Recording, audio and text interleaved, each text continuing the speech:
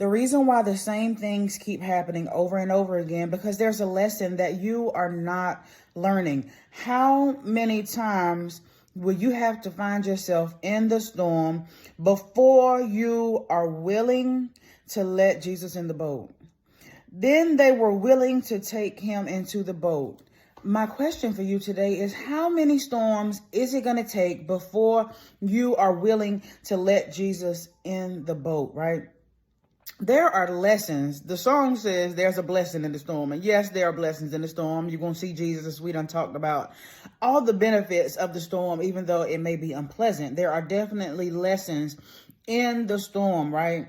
And some of us will go through cycles, toxic cycles of the same things over and over and over again until we learn the lesson. Guys, we can be extremely hard-headed as children of God, and God will allow the storm for us to learn lessons and to learn that we must be dependent on him and that we need him and that we need Jesus to make it in this cold, cruel world.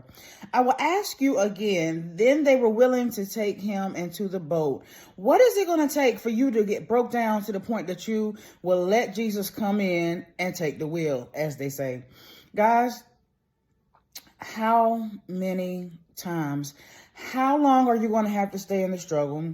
How many times are you going to have to go up in finances and down in finances and up in finances and down in finances before you realize that there is no stability in money? The stability is in Jesus. How many loved ones will you have to be stripped of, right? How many loved ones are you going to have to lose for you to learn the lesson that you cannot do life alone without Jesus? You can't do life alone without God. How many jobs are you going to have to go through